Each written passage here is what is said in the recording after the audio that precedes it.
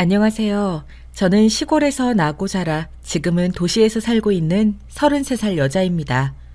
저희 엄마와 아빠는 시골에서 어릴 적부터 농사를 짓고 살아오셨습니다. 제가 많이 어릴 적에는 농사터를 잡고 하느라 형편이 힘든 적도 있었지만 그래도 제가 초등학교 들어가서부터는 저랑 제 동생을 한치의 부족함도 없이 키워주셨습니다. 그렇게 차차 저희 집은 상황이 계속 좋게 흘러가게 되었습니다. 그런 부모님을 보고 자라면서 저 또한 시골 학교에서 공부의 끈을 놓지 않은 저는 결국 서울대에 입학하게 되었고 서울대로 가면서 자연스럽게 상경하게 되었습니다. 저와 제 동생이 하고 싶은 것을 마음껏 해주셨고 부족함 없이 키워주셨기 때문에 지금의 저와 제 동생이 있다고 생각합니다. 흔히 저희 집이 농사를 짓는다고 하면 대부분 놀라는 반응일 정도였으니까요. 사람들이 농사를 하면 흔히 살기 어려운가 보다 하고 생각하실 수 있는데 어떤 농사를 어떻게 얼마나 짓느냐에 따라서 수익이 천차만별이거든요. 저희 사연을 듣는 분들은 아마 깜짝 놀라실지도 모르겠습니다. 제 사연은 지금은 버려버린 남편과 만난 이야기부터 시작해야겠네요. 저는 남편과 직장 동료의 소개로 만나게 되었습니다. 저도 대기업에서 일하고 있던지라 직장 동료가 소개시켜준 사람도 다른 대기업에서 일하는 사람이었죠. 소개로 만난 남편은 명석한 두뇌를 가진 똑부러지는 사람이었습니다. 그런 지능을 가졌지만 말을 너무 직설적으로 한다는 단점이 있었죠. 싫은 것을 잘 숨기지 못한달까요? 좋은 것도 대신 잘 못 숨겼고 저를 정말 좋아하는 게 눈에 보이는 사람이었습니다. 저는 그 모습이 되려 순수해 보였고 그렇게 남편과 연애하고 1년 만에 결혼을 하게 되었습니다. 남편의 집안은 부유하지도 않고 못 살지도 않는 딱 그 평범한 수준이었습니다. 다만 시골에서는 한 번도 살아보지 않았죠. 도시에서만 살아서 그런지 그렇게 부유한 집안이 아님에도 조금 까탈스러운 부분이 있었지만 넘어갔습니다. 물론 양가 인사를 드리면서 이미 느끼긴 했었습니다. 어머니께서 오냐오냐 키우신 게 눈에 보였거든요. 반면 저희 부모님은 시골에서 나고 자라셨고 계속 함께 농사일을 해오셨기 때문에 따뜻하고 구수한 분들이세요. 돈 많이 밝히지 않으시고 정직하게 사는 걸 중시하시는 소박하지만 멋진 분들이시죠. 저는 저희 부모님을 제일 존경한답니다. 그런데 남편은 아무리 표정도 못 숨기고 말을 직설적으로 하는 사람이라도 해서는 안 될 말들을 자주 하는 바로 눈치까지 없는 사람이었습니다. 그런 생각이 들었을 때 그 결혼을 멈췄어야 하는데 그때는 남편에 대한 콩깍지가 있어서인지 그걸 자꾸 못 보게 되더라고요. 저와 남편은 서울에서 일하기 때문에 집도 서울에 어렵게 구했고 넓지는 않지만 그래도 투룸에 새로 인테리어 공사를 한 빌라를 운 좋게 구해서 신혼집으로 살게 되었습니다. 결혼을 하자 더욱 얼굴 보기가 힘들어진 친정엄마가 저를 보시겠다고 주말에 올라오신 날이었습니다. 주말에는 아침 늦게까지 늦잠을 자는 남편을 뒤로하고 먼 길 올라오신 엄마를 반갑게 맞이해드렸죠. 진작 제가 내려갔어야 하는데 결혼하고 6개월 동안 이것저것 정리하고 가까운 시댁에서 자꾸 가족 행사다 뭐다 하면서 괴롭히는 바람에 정작 친정에는 가지 못해서 마음에 계속 걸려하고 있었습니다. 아우, 내가 내려갔어야 되는데 먼 길 올라오게 해서 미안해요, 엄마. 보고 싶었어요. 잘 지내셨어요? 아픈 곳은 없었고요? 에이, 뭐 하러 바쁜 애 보고 내려오라고 하노? 내가 올라오면 되는걸. 간만에 기차 여행하는 것 같고 좋더만 뭘. 김서방은 해가 중천인데 아직도 자나? 내가 엄마 왔다고 깨워보려고 했는데 잠에 취해서 꼼짝을 못하네. 3일 내내 야근해서 밤 11시쯤 들어왔거든요.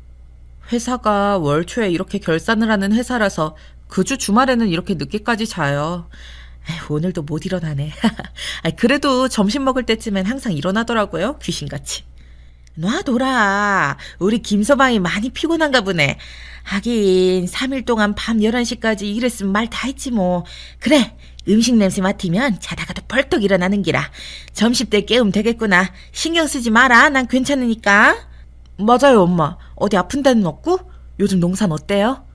아픈 데 없다. 너무 건강해서 문제라니까. 요즘 농사 뭐 맨날 똑같지 뭐. 그냥 하던 대로 한다. 그게 맞는 거고. 꼼수 부리면 다 탈이 나고 티가 나는 정직한 농사일이니까 그래도 확정한 농사가 잘 돼서 이번엔 사람들한테 더 넉넉하게 챙겨줄 수 있겠어. 그래서 좋지? 역시 우리 엄마랑 아빠는 농사의 신이라니까요. 오랜만에 친정엄마랑 이런저런 수다도 떨며 회포를 풀고 있다 보니 시간은 어느덧 오전 11시 반이 되었더라고요. 그래서 먼 길 오신 엄마는 잠시 쉬시도록 하고 오랜만에 제가 솜씨발이를 해서 맛있게 한상 푸짐하게 차렸습니다. 아니나 다를까 맛있는 냄새가 나니까 귀신같이 알아차리고 남편이 입맛을 다시며 일어나더라고요. 여보, 맛있는 냄새 나네. 맛있겠다. 오늘 점심은 뭐야? 정신없이 자고 일어났네.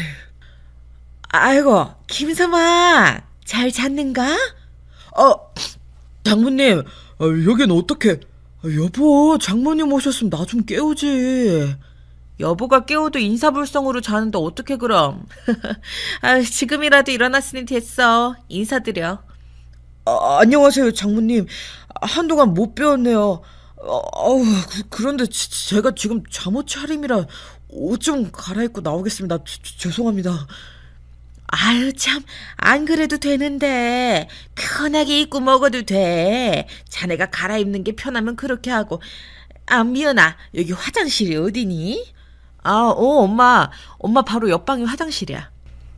친정엄마가 화장실에 가자 옷을 갈아입고 나온 남편이 코를 막으면서 저한테 쪼르르 달려오는 겁니다. 와서 한다는 말이 너무 어이가 없더라고요. 아무리 철없고 표정 못 숨기고 직설적인 남편이라도 곱게 받아들여줄 수가 없는 말이었습니다. 그런데 이런 말을 한 걸 저희 엄마가 화장실에서 나와서 바로 들어버리셨다는 겁니다. 얼마나 마음이 상처셨을까요? 생각만 하면 마음이 찢어집니다. 저희 엄마 아빠가 농사를 짓는다는 걸 저와 제 동생은 한 번도 창피하다고 생각해 본 적 없거든요. 엄마 아빠께서도 농사로 저와 제 동생을 잘 키워낸 걸 자랑스러워 하셨고요. 여보, 나 밥 따로 먹게 해줘. 도저히 안 되겠어. 아까도 겨우 참았다고 코 틀어막고 싶은 걸 억지로. 내가 옷 갈아입겠다고 하고 호다닥 들어갔던 건 옷 갈아입어야 되는 것도 있었지만 어머님한테서 나는 냄새 때문이야. 시골 냄새. 뭐? 어떻게 그런 말을 할 수가 있어? 여보, 무슨 냄새가 난다는 거야 대체? 우리 엄마가 농사 지으신다고 지금 무시하는 거야? 아니, 그런 게 아니라 진짜 농사 지어서 그런가 뭔가 비료 냄새가 나는 것만 같단 말이야. 나 비위 약한 거 알잖아. 그래서 한 공간에서 밥 같이 못 먹겠어. 나 속도 안 좋아지는 것 같다고. 그래서 지금 상 따로 차려달라는 거야? 우리 엄마랑 겸상하기 싫으시다 이거야 지금? 어떻게 그러니 어떻게? 그러면 어떡해. 토할 것 같은데. 여보는 냄새 안 나? 계속 맞고 자라서 모르는 건가? 아무튼 난 아니잖아. 계속 도시에서 살았는데 시골 냄새 익숙하지 않다고. 자네 지금 뭐라고 했는가? 시골 냄새가 나서 같이 밥 먹기 싫다고? 엄마, 들었어요? 이 사람이 워낙 서울 깍쟁이 같은 면이 있어서 그래. 여보, 뭐해? 얼른 잘못했다고 해. 어서. 듣고 계시는 줄은 몰랐습니다, 장모님. 제가 아닌 게 아니고, 솔직히 장모님한테서 시골 냄새가 나서 같이 밥 먹기가 힘들 것 같아서 말하고 있었습니다. 그게 죄는 아니잖아요. 사과는 못 드리겠습니다. 아닌 건 아니라고 해야죠. 자네 시골 사람들을 우습게 봤는가? 시골 냄새? 참 그런 소리 살다 처음 들어보네. 자네가 그렇게 우습게 볼 사람들이 아니라는 거 내가 보여주겠네. 여보, 이게 무슨 소리야, 엄마 앞에서. 정말 너무한 거 아니야? 아무리 눈치 없어도 그렇지 이건 솔직한 게 아니라 눈치도 염치도 없는 거라고. 정말 실망이다. 잘못했다고는 못할 망정. 우리 엄마가 무슨 심정이시겠어? 입장 바꿔서 생각해봐. 됐다, 미연아. 여기 내가 오늘 온 게 너희 신혼집 결국 대출 아니냐? 그래서 그동안 모은 돈 조금 써서 대출금 갚아주려고 했는데, 자, 여기 통장부터 봐봐, 김서방. 친정엄마는 남편 버릇을 고쳐야겠다고 생각하셨는지 아니면 너무 화가 나서 그러셨는지 가져오신 가방에서 불쑥 통장을 꺼내 남편에게 보여주더라고요. 통장에 찍힌 돈은 남편이 상상도 못하는 돈이었습니다. 꾸준히 입금된 내역들을 보면서 입이 떡 벌어진 남편은 오줌을 지리며 무릎을 꿇고 싹싹 빌기 시작했습니다. 아마 상상도 못했던 돈이었겠죠. 그렇게 태도를 바꾸는 남편을 보니 있던 정이 싹 털리기 시작하더라고요. 아니, 이렇게 농사로 돈을 잘 버시는 줄 미처 상상도 못했습니다. 도시에서만 살아서 도시에서 버는 돈이 당연히 더 높고 가치 있다고 생각했죠. 정말 죄송합니다. 장모님, 잘못했습니다.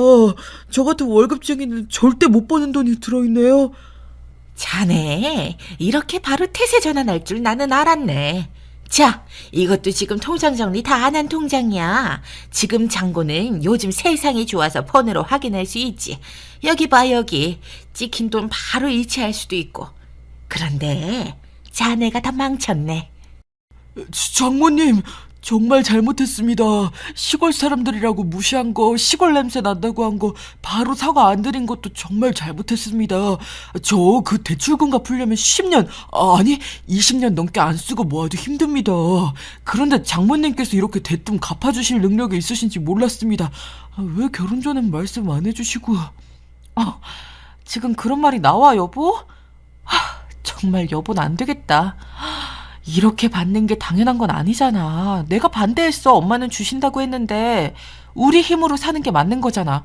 원래 신혼집 남자 쪽에서 해오는 건데 그럴 능력도 형편도 안 된다고 해서 내가 모은 돈에 당신 대출로 돈 넣어서 이 집 구한 거잖아. 부족한 건 또 내가 대출 받았고. 모자란 김서방네 형편 잘 알고 있었지만 우리가 그 돈 해주면서 생색내고 그러면 사돈께서도 불편하실 것 같고 또 자립하는 게 나쁜 것도 아니고 우리 미연이가 하도 말려서 그동안에 참고 있었네. 그런데 자네가 이렇게 우리를 무시하는 줄 몰랐을 때 이야기지. 이렇게 시골 사람들 시골 냄새 난다고 무시하는 자네에게 공짜돈은 없을 것에 더불어 우리 딸 너무 아까워서 이걸 어떡하지? 장모님, 제가 생각이 짧았습니다. 죄송해요. 한 번만 봐주시면 그런 이야기 입 밖으로 내지 않겠습니다. 정말입니다. 믿어주세요. 자네는 기본적으로 표정도 숨길 줄 모르는 철부지 어린애잖아. 그런 자네가 근본적으로 바뀔 기미가 보이지 않는데 내가 어떻게 믿고 우리 귀한 딸과 계속 살 기회를 줄 수 있겠나? 미연아, 짐 싸라. 다니는 회사 바로 앞에 호텔에서 일단은 살자. 이런 놈이랑은 그냥 이혼해. 너 정도면 김서방보다 훨씬 더 좋은 사람 만나고도 남지 않니? 엄마 말이 다 맞아요. 그래도 일단 짐도 싸야 되고 남편이랑 이야기도 마저 더 해볼게요. 엄마 미안해요. 힘들게 올라오셨는데 이런 못난 모습만 보이고. 그러니 엄마가 반대했잖니. 서울 깍쟁이는 안 된다고. 네가 좋다고 김서방이랑 살겠다 그래서 내가 더 반대하려다 말았는데 그거 이제 와서 후회가 되는구나. 그럼 엄마 먼저 호텔 가 있을 테니까 짐 싸서 와. 알겠어요, 엄마. 먼저 가 계세요. 택시 불러드릴게요. 저는 저희 엄마가 호텔까지 타고 가실 택시를 불러드렸습니다. 그리고 어안이 벙벙해져서 어쩔 줄 몰라 하는 남편을 뒤로하고 엄마를 1층까지 모셔다 드렸죠. 엘리베이터 안에서 엄마가 정말 진지하게 이혼을 생각해보라고 하시더라고요. 제가 뭐가 부족해서 이런 남편을 참고 살아야 하냐면서 말이죠. 사실은 이거 말고도 남편과 시부모님이 저희 집을 무시했던 적이 한두 번이 아니었던 건 사실이었기에 저도 엄마 말씀을 새겨들을 수밖에 없었습니다. 엄마를 배웅해드리고 다시 올라가는 길, 마음을 다잡으며 저도 이번엔 좀 세게 나가야겠다고 결심했습니다. 다른 건 몰라도 저희 엄마한테 통장 잔고를 보기 전에는 사과조차 안 하려고 했던 남편에게 치가 떨리더라고요. 여보, 왔어? 내 마음 알지? 장모님께 잘 말씀드려줘. 우리 대출금 이자도 그렇고 한두 푼이 아닌데 충분히 친정에서 해줄 수 있는 돈이었으면 진작에 부탁드렸지. 여보는 그런 걸 나랑 상의했어야지. 왜 혼자 안 받겠다고 결정한 거야, 어? 여보, 우리 진지하게 이야기 좀 해. 말이 나와서 말인데 여보가 결혼할 때 나한테 뭐라고 했었는지 잊었어? 무슨 말? 지금 이것보다 더 중요한 게 있어? 우리 신혼집 대출금이 없어지게 생겼잖아. 설마 장모님한테 안 받겠다고 한 건 아니지? 아니, 난 그것보다 이게 더 중요해. 내가 우리 엄마 아빠 농사일 하시는 거 제일 존경한다고 했던 말 기억해? 그런데 뭐? 시골 냄새? 그럼 그 상견례 때는 어떻게 참은 건데? 말해봐. 말해보라고. 아니 그건 우리 엄마가 시골 분들이라 시골 냄새 나는 건 당연할 거라고 미리 그런 티 내지 말라고 하도 주의를 주셔서 꾹꾹 참았던 거야. 그리고 고급 식당이었으니까 식당 내에 기본적으로 냄새도 잘 빠지게 해놓고 향기롭게 방향제도 두니까 그나마 참을 수 있었어. 그런데 여긴 우리 집이잖아. 그런 장치도 없이 어머님을 마주해서 밥을 먹어야 하니까 시골 냄새가 올라와서 참을 수가 없었어. 끝까지 시골 냄새, 시골 냄새. 대체 그 시골 냄새가 뭔데? 그냥 여보 망상 아니야? 우리 엄마가 농사일 하다가 와서 그런 농사 냄새가 묻어있을 거라는 그런 상상에서 맡아지는 거 아니냐고. 나 우리 엄마한테서 좋은 냄새만 나던데? 그리고 그걸 떠나서 어떻게 우리 엄마한테 그렇게 대할 수가 있어? 내가 가장 사랑하고 존경하는 분인데 어떻게 남편이라는 사람이. 나 원래 그런 사람인 거 알잖아, 여보. 여보 나에 대해서 모르는 것도 아니면서 왜 그래? 난 도시에서 자라서 그런가? 시골 사람들 보면 좀 그래. 그런 생각이 먼저 든다고. 본능적 거부감이지. 그걸 내가 꼭 숨겨야 하는 거야? 더 이상은 안 되겠다. 나도 시골에서 나고 자랐어. 대학을 서울로 와서 그때부터 서울에서 산 거지만 그럼 나도 그렇게 느껴질 수 있다는 거네. 도저히 안 되겠다. 우리 진지하게 이혼 생각해보자. 당분간 당신이 시댁에 가 있어. 내가 어머님 아버님한테 말씀드려 놓을게. 주말인데 왜 그래, 여보? 나 피곤해. 밥도 못 먹었는데 이렇게 쫓아낼 거야? 응. 꼴도 보기 싫으니까 나가줄래? 짐은 대충 싸서 택배로 보내줄게. 저는 남편을 그대로 내쫓았고 번호키의 건전지를 그 즉시 빼버렸습니다. 걸쇠로 이중잠금을 해서 남편이 못 들어오게 했죠. 비밀번호를 입력해도 당장 집에 들어올 수 없는 상태가 되었습니다. 남편은 계속 발악을 하면서 자기가 뭘 잘못했냐고 하다가 제가 아무런 대꾸도 하지 않자 혼자서 씩씩대더니 밥을 먹으러 가는 것 같더라고요. 남편이 없어진 것을 확인하고 다시 건전지를 끼워 신혼집 문 비밀번호를 바꿔놓았습니다. 남편이 알 수 없는 것으로요. 비밀번호는 바로 저희 아빠 생신이었죠. 절대 못 맞출 거라고 생각하고 안심하며 시어머님께 전화를 걸었습니다. 그런데 시어머님은 남편보다 더하면 더했지 덜하지는 않더라고요. 질려버려서 이혼 생각이 간절해질 정도였습니다. 어머님, 주말인데 이렇게 연락을 드리게 되어 죄송해요. 사실은 지금 남편이랑 이혼을 고민하고 있어요. 남편한테 잠깐 어머님 댁에서 살면서 출퇴근하게 하려고 하는데 괜찮으시죠? 택배로 필요한 옷은 보내려고요. 걱정 끼쳐드려서 죄송합니다. 아니 이게 다 무슨 소리니? 새아가 그렇게 안 봤는데 갑자기 전화해서 우리 아들이랑 이혼할 거라는 둥 시부모님 댁으로 멀쩡한 남편을 내쫓으려고 하다니 시골에서 나고 자라서 아주 못 배워먹은 거니? 내가 그래서 우리 준영이한테 아무리 지금 서울대 나왔어도 시골에서 산 사람들은 도시 사람 이해 못한다고 그랬던 건데 근본이 다르잖니 근본이.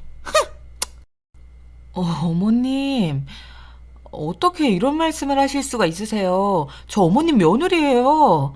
이제 봤더니 남편이 저희 엄마한테 그렇게 함부로 말할 수 있었던 게 시골 냄새 난다고 했던 게 다 어머님한테 나고 자라면서 배운 것 때문이었네요. 이건 뭐 구제불능 아닌가요? 제가 이런 사람이랑 어떻게 같이 살죠? 그럼 도시에서 귀하게 자란 우리 아들이 시골에서 나고 자란 너 같은 애 만나서 결혼했을 땐 그 정도 각오는 했어야지. 당연한 거 아니니? 그런데 너는 아까부터 자꾸 우리 준영이가 뭘 그렇게 잘못했다고 그렇게 소리 지르고 윽박다는 거니? 알아듣게 설명부터 해봐라. 어머님 잘나신 아드님께서 저희 엄마한테 시골 냄새 나서 같이 밥 못 먹겠다고 그랬다고요. 따로 차려달라고요. 그게 말이 되나요? 상견례 때에는 어머님께서 미리 시골 냄새 날 테니까 참으라고 알려주셨다면서요. 맞나요? 그래, 내가 그랬다. 그래서 잘 넘어갔잖니. 사실 네가 지금 서울대 나와서 대기업 다니는 거 빼고는 뭐 볼 게 있니? 벌이도 우리 준영이보다 못하고, 물론 모은 돈은 우리 준영이보다 많았다는 얘기는 들었지만 결국 시골 출신이잖니? 도시에 올라와 우리 준영이랑 같이 살면 호강하는 줄 알아야지. 애 낳으면 적어도 도시 출신이 되는 거잖니. 우리 준영이 얼마나 애지중지 키운 줄 알아? 아, 정말 정 떨어지네요. 그 어머니의 그 아들이란 말이 딱 이럴 때 쓰는 거였네요. 우리 엄마는 정말 선견지명도 좋아. 어머님께서 이렇게 저급하신 생각을 가진 분이신 줄 몰랐습니다. 아니, 그동안 보기 싫어서 애써 외면해왔는지도 모르겠어요. 이제야 정신이 드네요. 더는 번복 안 하겠습니다. 남편이랑 이혼할게요. 어머, 이런 발칙한 게 다 있어? 시어머니한테 이혼을 말해? 너 이혼하면 우리 준영이만한 사람 만날 수 있을 것 같냐? 시골 출신의 이혼녀 딱지 붙으면 앞으로 어떻게 살려고? 하여간 천박하고 성질급하긴 시골 출신답네. 시골 출신다워.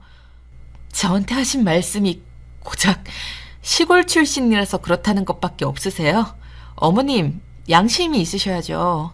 그동안 남편이 왜 이렇게 눈치가 없고 감정도 안 숨기고 쓸데없이 솔직해서 버릇이 나쁜가 했더니 다 어머님을 쏙 빼닮아서 그런 거였네요. 이런 남편이랑 평생을 사느니 차라리 혼자 늙어 죽겠습니다. 그게 속 편하겠네요. 얘 좀 봐라. 아주 못된 말만 골라 하네. 지 남편을 저렇게 욕해? 참나. 네가 평소에 우리 아들한테 어떻게 했을지가 아주 훤히 보인다. 그래, 마음대로 해라. 네, 어머님. 그러니까 남편이 가면 귀한 아들이니까 따신 밥 해 먹이시고 매일 출퇴근 잘 챙겨주세요. 저는 이제 그만하려니까요. 시어머니와의 더 이상의 통화는 아무 소용도 없을 것 같아서 그 말을 끝으로 뚝 끊어버렸습니다. 아무리 생각해도 결혼 후 6개월을 달려온 게 아까워서 계속 살기에는 남편과 시어머니의 시골 사람들에 대한 무시 때문에 제대로 살 수 없을 것 같다는 생각이 들었습니다. 그래서 저는 엄마를 모시러 호텔로 갔습니다. 저도 졸업 후 대기업에서 오래 일하면서 제 힘으로 차도 사고 집 살 때 보탤 수 있을 만큼 돈도 모았고 한 번 다녀왔다고 해서 앞으로 새로 좋은 사람 못 만나리라는 것도 없더라고요. 친정엄마께서 해주셨던 말씀을 조금이라도 일찍 새겨듣고 결혼을 하지 않았다면 어땠을까요? 신혼 6개월 차에 드디어 콩깍지가 벗겨지고 남편과 시댁이 시골 출신들에 대한 편견과 차별이 있다는 것을 깨닫게 되었습니다. 저도 그동안 얼마나 우습게 봐왔던 것일까요? 안 그런 척하면서 은근히 깔보셨던 걸 애써 무시해왔던 제가 너무 바보 같고 한심하게 느껴졌습니다. 저희 엄마에게까지 그러는 걸 보고는 이제 정신이 확 들었던 거죠. 더 이상 참고 살 수는 없었습니다. 저는 엄마한테 이혼하겠다고 말씀드리고 호텔에서 엄마의 짐을 챙겨서 그 길로 함께 친정댁으로 내려갔습니다. 오랜만에 마주하는 시골 풍경에 저절로 마음이 탁 트이고 숨을 제대로 쉬고 있다는 느낌이 들더라고요. 복작복작 모든 것이 빠르게 돌아가는 도시. 북적이는 사람들과 건물들 사이로 쉴 틈도 여유도 없이 밀려드는 일과들. 그런 것들에 갇혀있다가 주말 동안 내려와 있던 시골 풍경은 너무나 아름답고 평화로웠습니다. 오랜만에 시골오니 좋지? 그래, 잘 생각했다. 이혼은 하는 게 맞는 거예요. 요즘 뭐 나는 솔로? 그런 프로그램에도 돌싱들 많이 나오더만. 또 그리고 그 뭐였더라? 그 돌싱글즈 있잖아. 그거 애 많은 이혼녀도 애 없는 이혼남이랑 잘만 재결합하고 하던데 요즘 그런 세상이다. 세상이 많이 바뀌었어. 아니, 우리 엄마랑 아빠 나 이혼하기만을 기다리고 있던 사람들처럼 그런 TV 프로그램은 어떻게 알고 챙겨보셨대요? 나는 너 결혼 처음부터 반대했잖아. 그게 다 눈에 보였거든. 서울 깍쟁이들은 이래서 안 돼. 아, 물론 서울 사람들이라고 다 그런 건 아니지만 그런 편견에 잡혀서 사람 차별하고 무시하는 종족들은 안 되는 거지. 그렇고 말고. 나도 네 엄마랑 같은 생각이다. 억지로 참고 살 필요가 뭐 있다냐.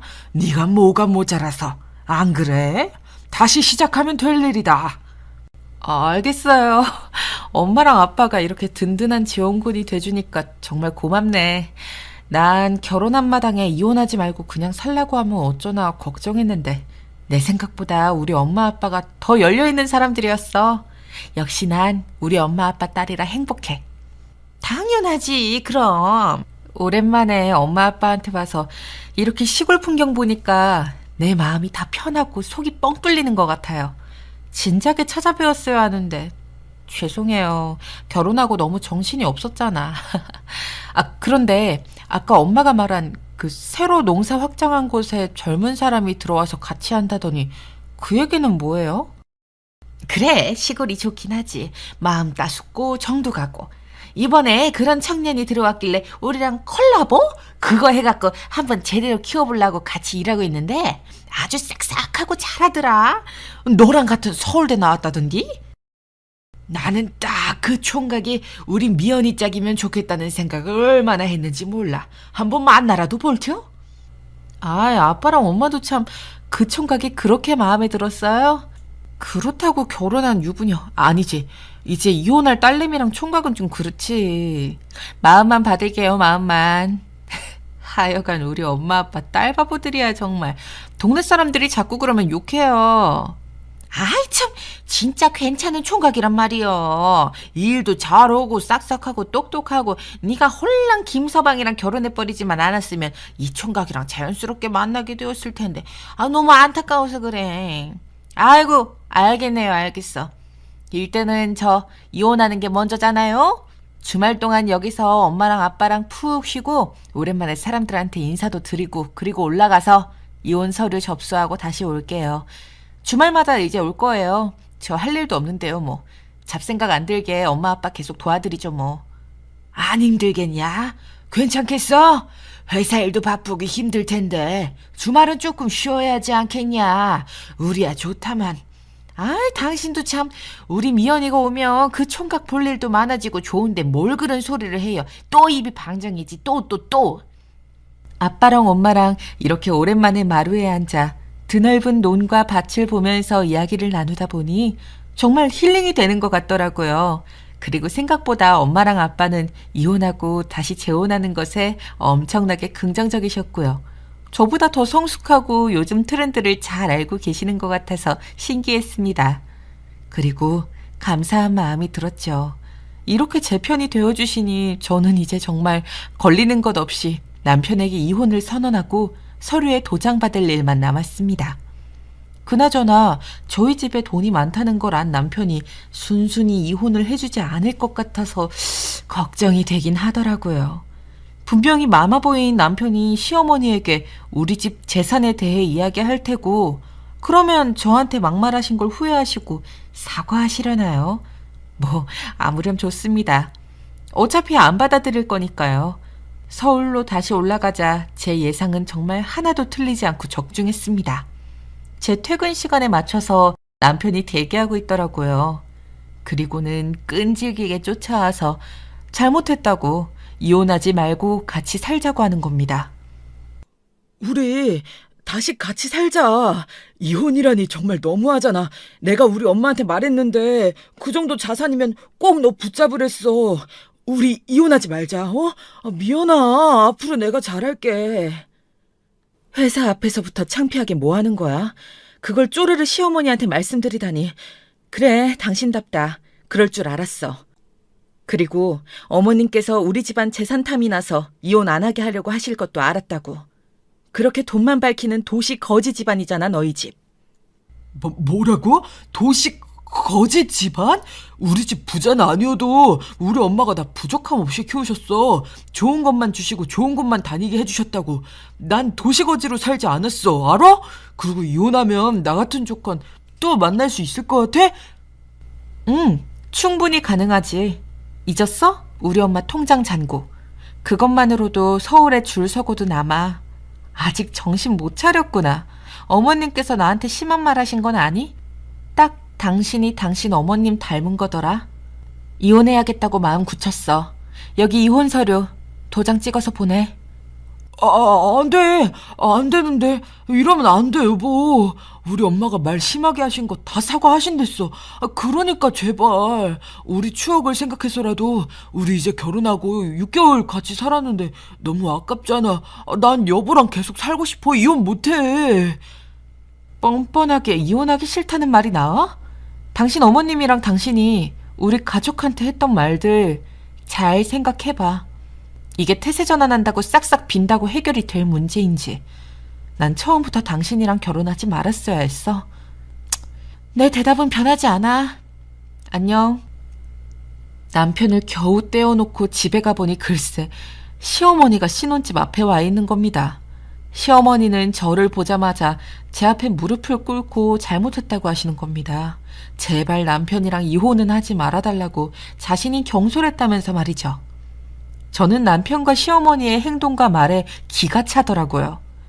지난주에 저한테 시골 냄새 난다고, 시골 출신이라고 천박하다며 무시했던 고귀하신 분께서 무릎을 꿇고 그러는 모습을 보고 있자니 참 우스웠습니다.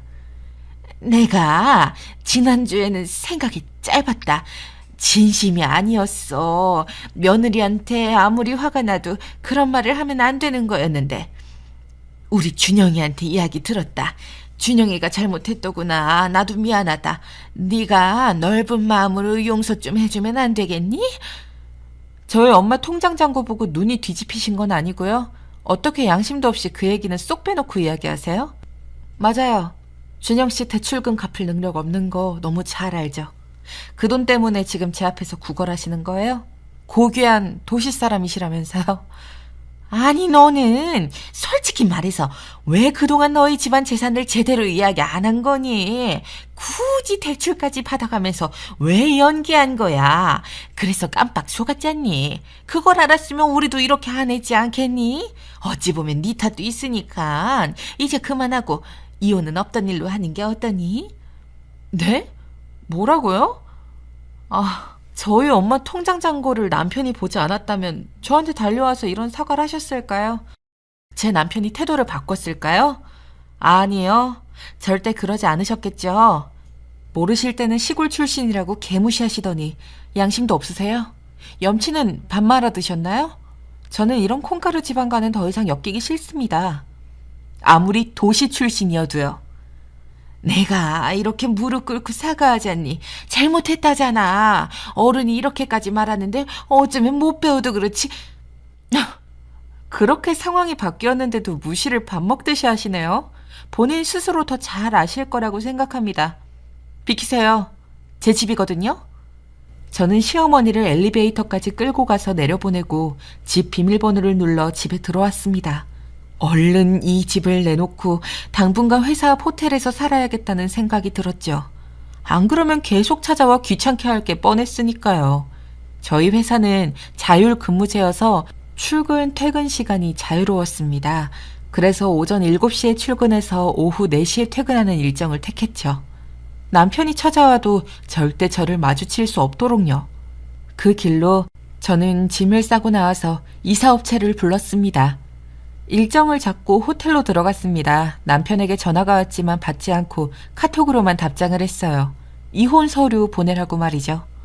제가 이사를 가버리고 저희 집을 보러 오는 사람들이 생기자 남편은 실감이 났는지 잘못했다고 이혼 서류에 도장 찍는 대신 집 대출금은 해결해주면 안 되냐고 하더라고요. 어이가 없어서 신혼집을 구할 때 남편의 대출 최대치로 받아도 해결이 안 돼서 제가 모아놓은 돈에다 또 저도 대출을 조금 더 받아서 구했던 건데 이제 와서 자기 대출금을 해결해달라니요. 어쩌면 이렇게 염치가 없을 수 있을까요? 사람이 맞는 걸까요? 사람은 고쳐 쓰는 거 아니라는데 이혼 결심하길 정말 잘한 것 같습니다. 지옥 같은 일주일이 지나고 어느새 주말이 다가왔습니다. 주말에 시골을 내려가는 기분이 이렇게 설렐 수가 있을까요? 엄마랑 아빠랑 또 힐링하며 좋은 시간 보낼 생각을 하니 한 주 동안의 피로가 싹 풀리는 느낌이었습니다. 그런데 우리 공사터에서 못 보던 청년이 보이더라고요.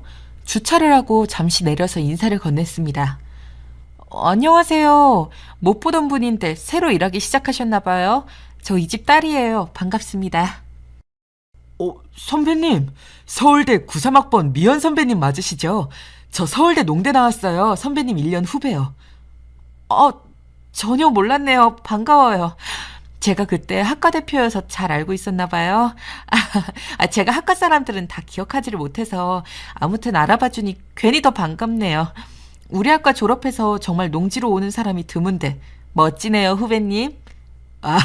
선배님께서 그렇게 말씀해 주시니까 쑥스럽네요. 저 농대에 있다가 로봇에 관심이 생겨서 카이스트로 편입했었어요.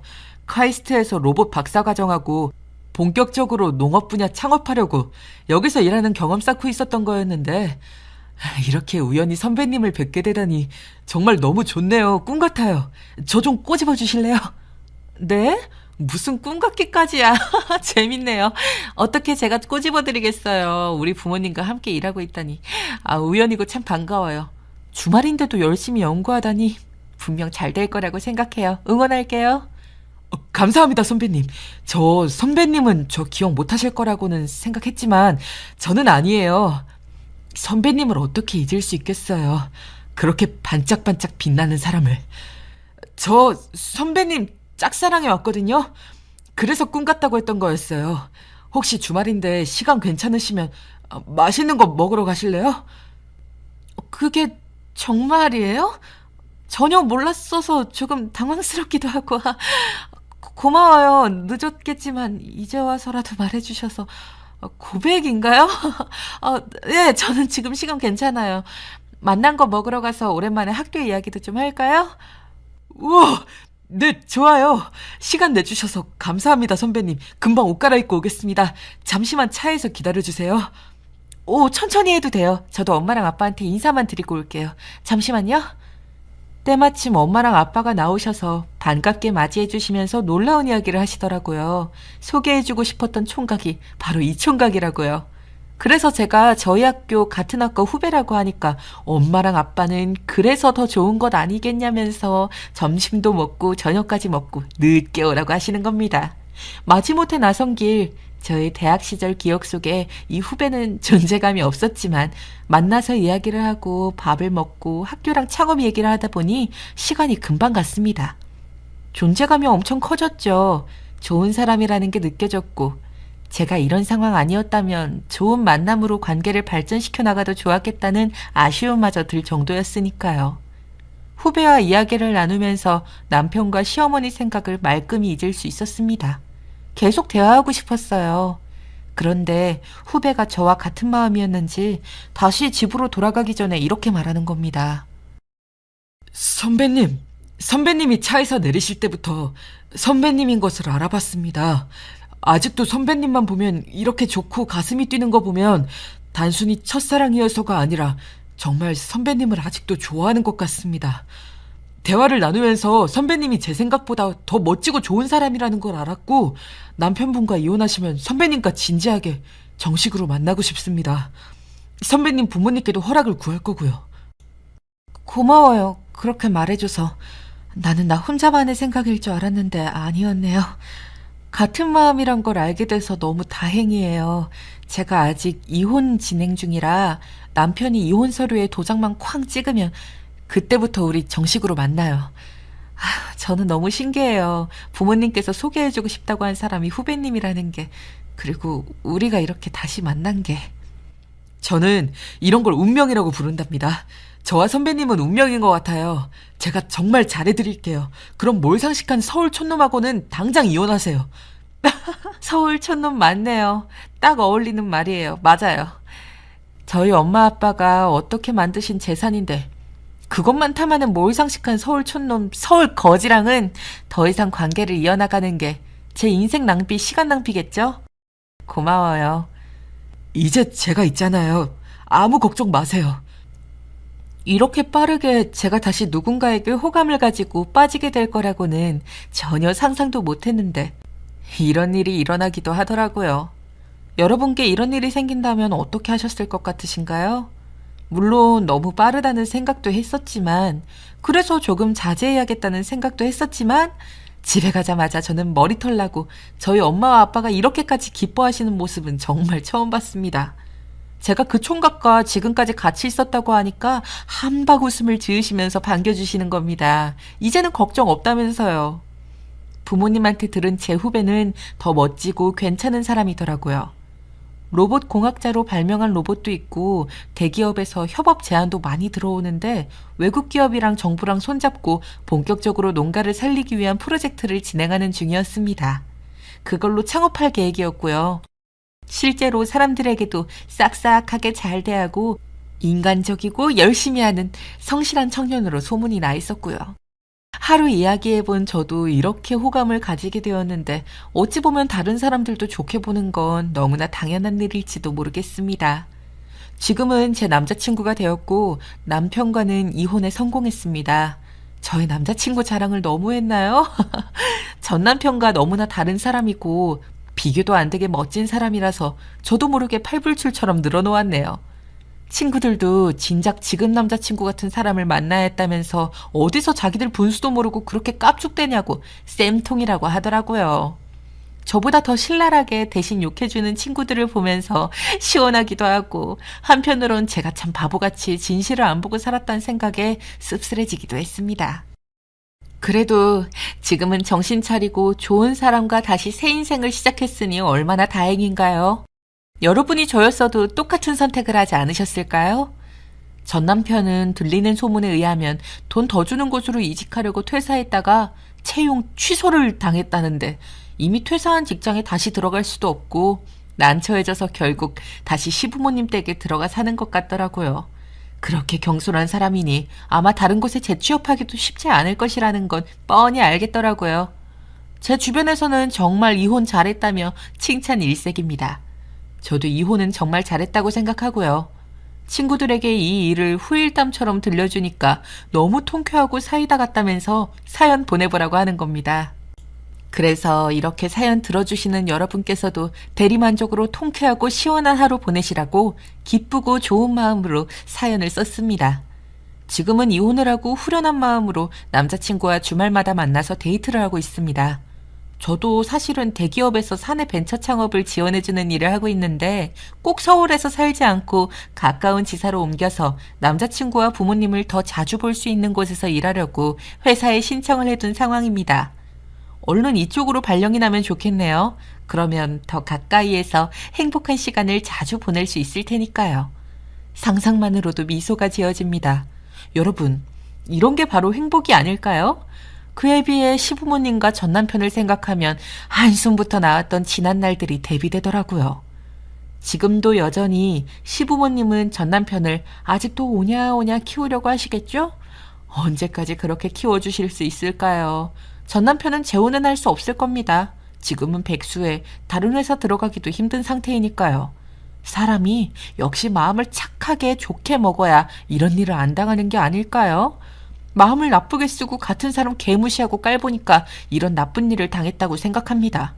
앞으로 어떻게 살겠냐며 노발대발하실 시어머니를 상상하니 통쾌하더라고요. 정말 이런 거야말로 자업자득 아닌가요? 여러분들께선 어떻게 생각하시나요? 저는 평소에 다른 사람들을 배경으로 보이는 것만으로 평가하지도 않고 무시하지도 않고 살다 보니 이런 좋은 일도 온 것이라고 생각합니다. 그게 저희 부모님이 저에게 평생 가르쳐 주신 삶의 방식이기도 했고요. 저희 집이 어려운 형편이었을 때도 역시 부모님은 성실하고 바르게 사는 법을 가르쳐 주셨고 옆에서 느낄 수 있도록 해주셨습니다. 그런 부모님을 보고 자라면서 저는 바르게 살게 되었고 올바른 가치관을 가지게 되었죠. 그렇게 살다 보니 어느새 이혼은 했지만 곧바로 더 좋은 짝을 만나서 이렇게 행복한 새 삶을 시작하게 된 것이 아닐까요? 여러분들께서도 그렇게 생각하시나요? 사연을 읽어주신 모든 구독자 여러분께 저의 좋은 행운이 복들이 깃들기를 바라며 저에게 공감해주시고 대신 통쾌하다 시원하다 하하하 하면서 저의 전남편이나 시어머니에게 쌤통이다 느끼셨다면 그걸로 만족입니다. 저의 긴 사연 들어주셔서 너무 감사드리고요. 집안에 행복과 행운이 가득하시길 바라겠습니다. 댓글로 사연 들으시면서 어떠셨는지 남겨주시면 저도 열심히 읽고 답장하도록 하겠습니다. 저는 이 사연 채널 열심히 챙겨보고 있으니까요. 남자친구와의 새 출발 응원해주시면 더 제가 힘이 날 것 같아요.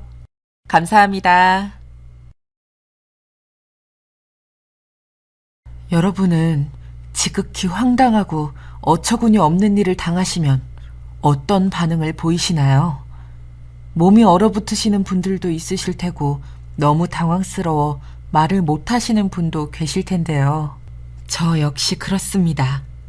저는 사실 아직도 그 끔찍한 순간을 생각하면 온몸이 차갑게 얼어붙는 기분이 들곤 합니다. 가슴 속에선 활활한 뜨거운 불덩이가 솟구쳐 오는 것 같고요. 저는 반찬 가게를 운영하고 있는 50대 초반 여자입니다. 반찬 가게를 운영한다고 하면 쉽게 운영을 할 수 있을 거라 많이들 생각하시는데요. 실상은 무척 힘들고 지칠 때가 많습니다. 그럼에도 두 딸들이 저를 도와주고 있어 다행인데요.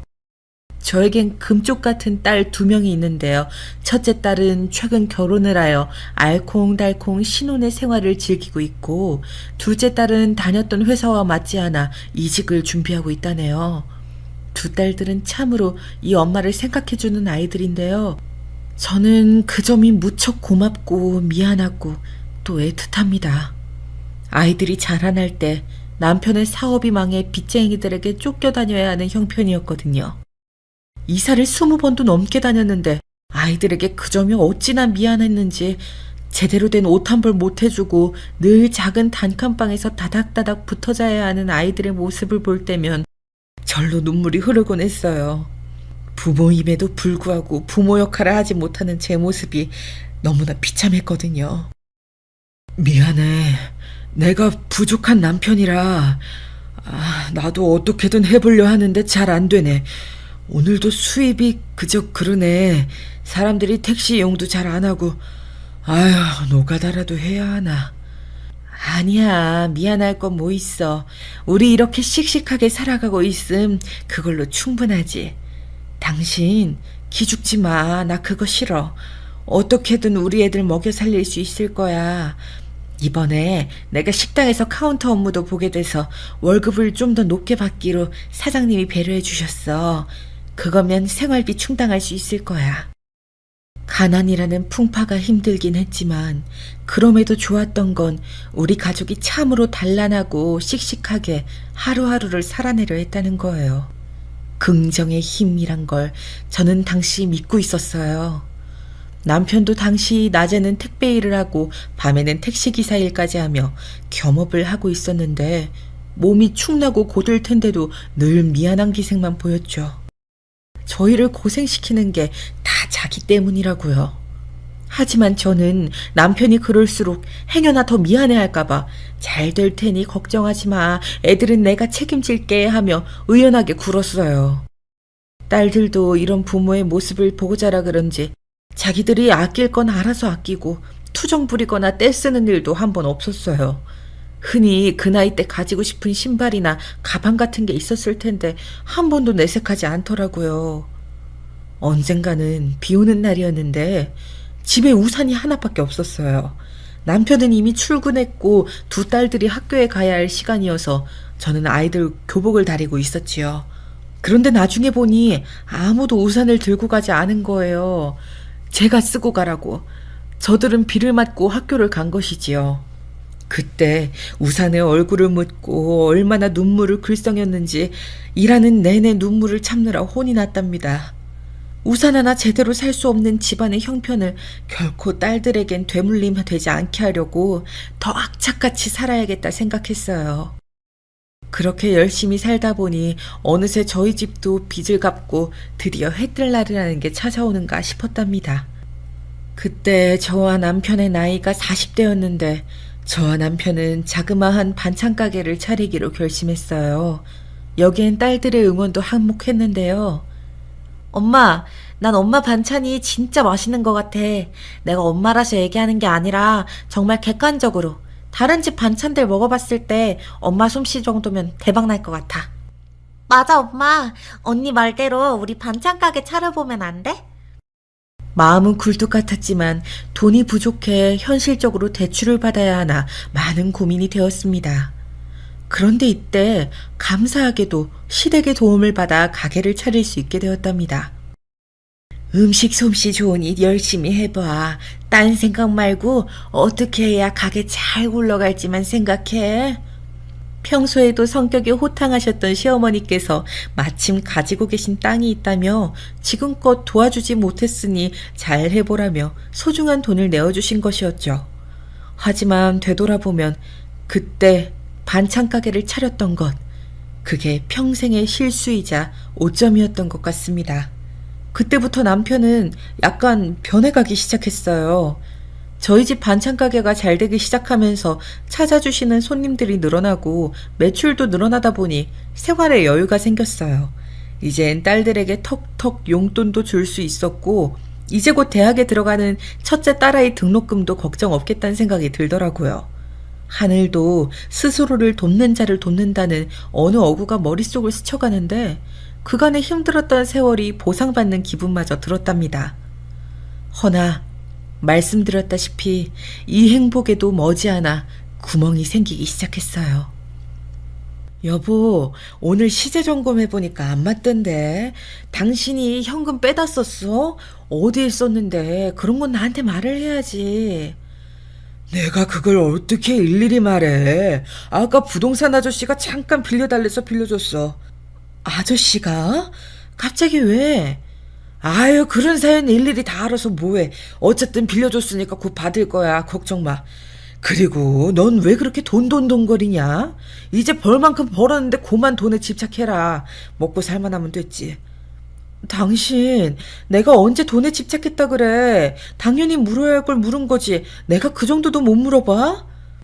남편의 말투는 어딘지 퉁명스러웠고 뭔가 제게 거짓말을 하는 것처럼 제 눈동자를 제대로 쳐다보질 못했어요.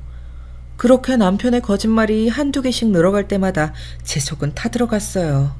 이 인간이 헛길로 빠진 건 아닐지 오만 가지 걱정과 불안에 잠을 못 이뤘지 뭐예요.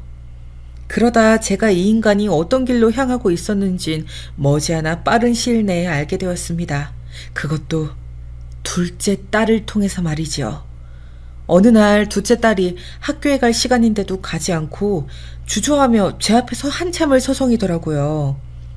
엄마, 아빠가 인터넷으로 무슨 이상한 도박 같은 거 하는 것 같아.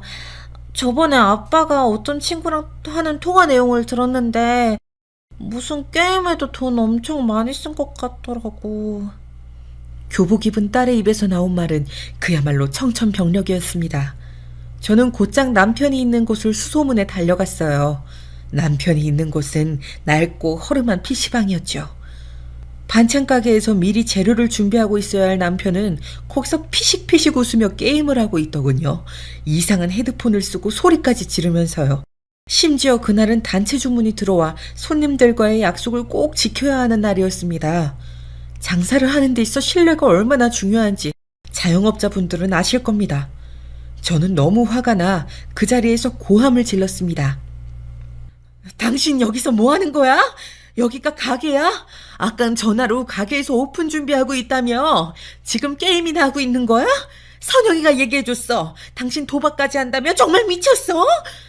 순간 제 고함에 PC방에 있던 사람들의 눈길이 순식간에 이쪽으로 쏠리더군요. 남편은 쪽팔렸는지 슬그머니 눈치를 보다 왜 왔냐며 대뜸 화부터 내더군요. 그러면서 무릎 꿇고 싹싹 빌 줄 알았던 이놈의 남편이 적반하장으로 굴기 시작했어요. 아니, 게임 좀 할 수 있지. 나는 뭐 여가 시간도 못 갔냐? 뭘 여기까지 쫓아와서 감시하고 있어, 소름 끼치게. 소름이라고? 당신 지금 말 다 했어? 오늘 단체 주문 있는 날인 거 잊었어? 잘못한 건 당신이야.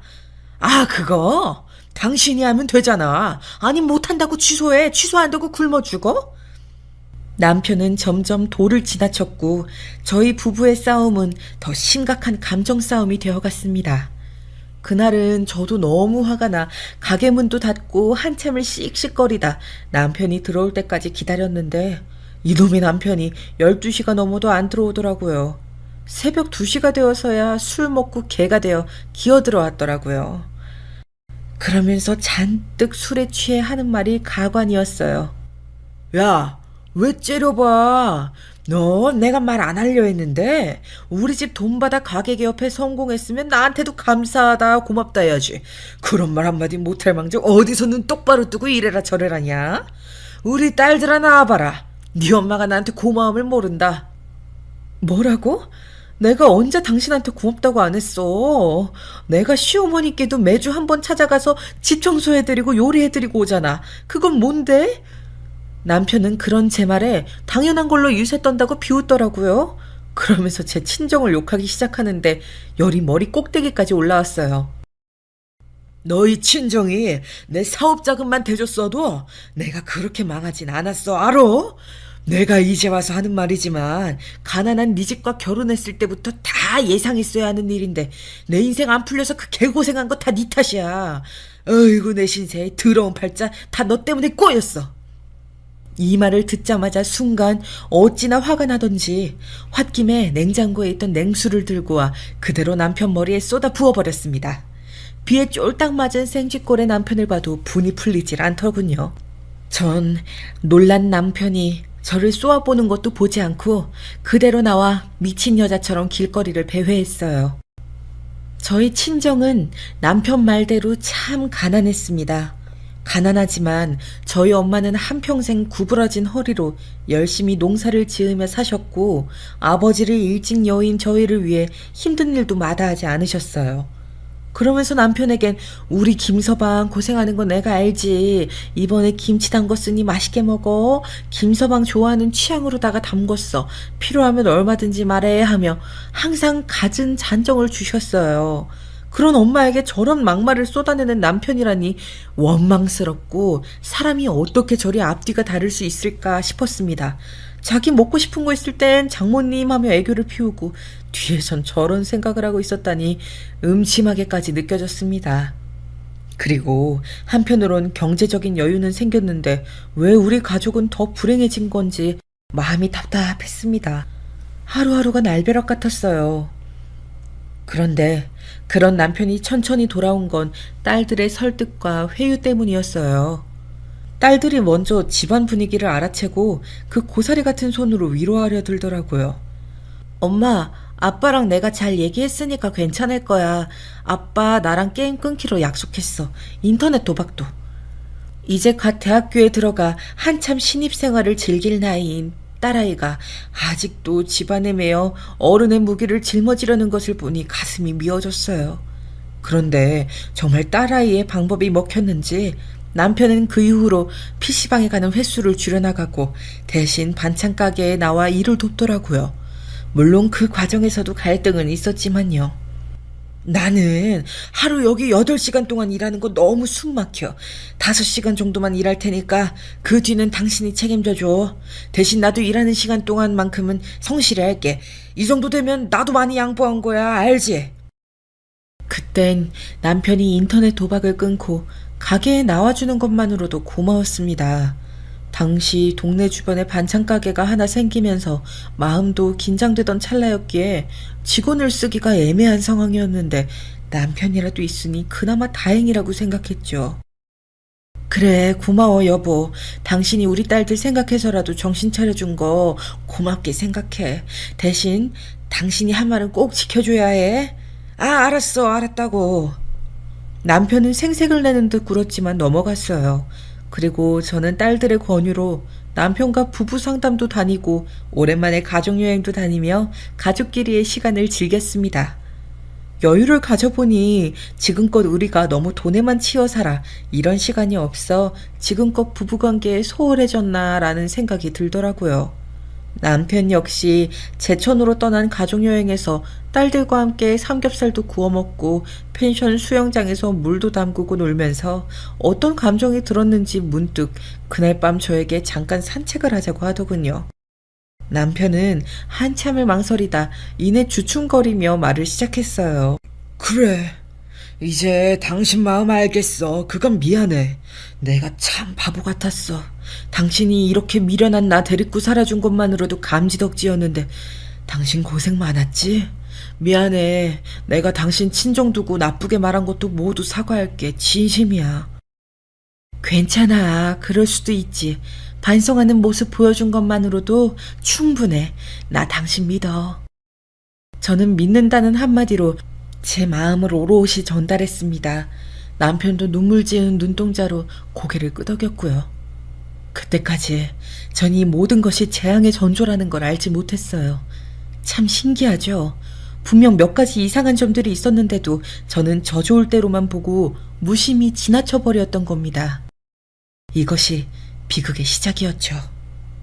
그러던 어느 날 시어머니께서 암 말기 판정을 받았다는 소식을 듣게 되었습니다.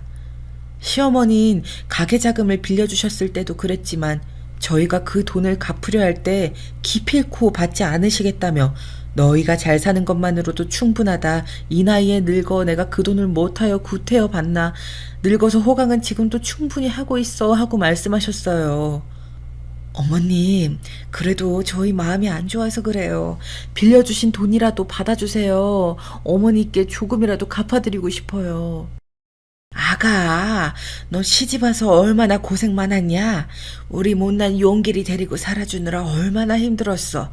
네 얼굴 까매지는 거 볼 때마다 가슴이 아팠는데 나도 내 자식이 더 소중해서 용길이 기죽을까봐 그간 제대로 말도 못하고 살았어. 아가, 너한테 항상 미안하고 고맙다고. 그때 시어머니의 말을 들으며 저도 모르게 눈물을 찔끔 했는데요.